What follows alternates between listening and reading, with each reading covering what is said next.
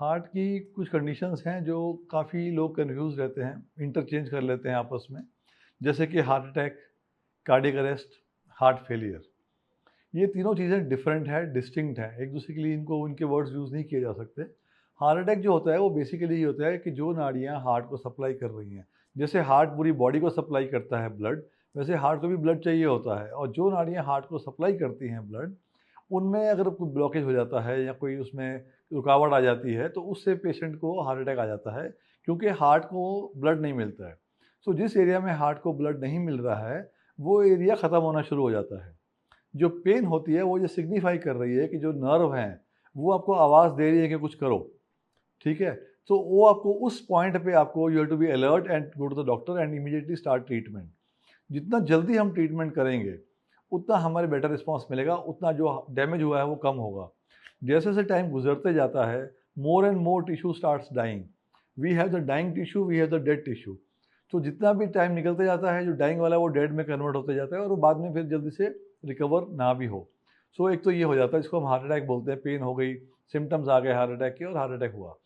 दूसरा सिम्पटम जो है, लोग जिसको commonly we have heard this word is cardiac arrest. Cardiac arrest by definition मतलब ये होता है कि हार्ट अरेस्ट हो चुका है, हार्ट की बीटिंग बंद हो चुकी है। ईसीजी करोगे तो आपको फ्लैट लाइन आएगी उस टाइम पे।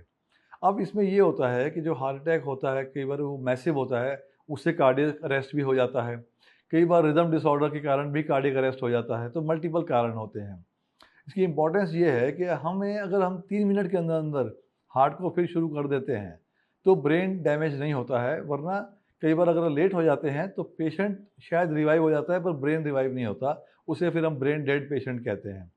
इसका इलाज जो है एक ही है, जो हम इमीडिएट एक हर आदमी कर सकता है, जो आजकल आपको मल्टीपल जगह पे सिखाते भी हैं, इसको बोलते हैं सीपीआर, कार्डियो पल्मोनरी रिsuscitation।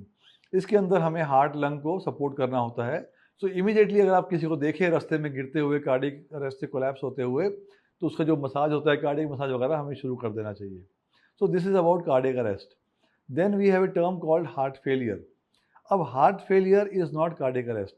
हम सोचते हैं कि हार्ट फेलियर मतलब हार्ट फेल हो गया, हार्ट बंद हो गया। हार्ट फेलियर का मतलब बेसिकली ये होता है कि जो हार्ट है वो एडिक्वेटली ब्लड पंप नहीं कर पा रहा। नॉर्मल जो हार्ट पंपिंग है, it is between 54 to 76। In cases में इट गोज़ बिलो 54। सो 50 आ गई, 49 आ गई, 45 आ गई, 35 आ गई। जितना पंपिंग कमज़ोर होती जाती है, उतना हार्ट फेलियर सीवियर होता जाता है। But heart failure does not mean कि हार्ट बंद हो चुका है। वो कार्डियक अरेस्ट होता है। Heart failure is basically weakness of the heart, और इसके लिए हमें रेगुलर मेडिसिन करनी है। आजकल अच्छी-अच्छी मेडिसिन आई हैं और डिवाइसेज़ वगैरह भी आए हैं, जिससे हम इसे ट्रीट कर सकते हैं। तो ये जो तीनों हैं, जो हमारे जो वर्ड्स हैं, दे आर नॉट इंटरचेंजेबल। ये तीनों 3 सेपरेट चीज़ें हैं। हार्ट अटैक से कार्डियक अरेस्ट भी हो सकता है, हार्ट अटैक से हार्ट फेलियर भी हो सकता है।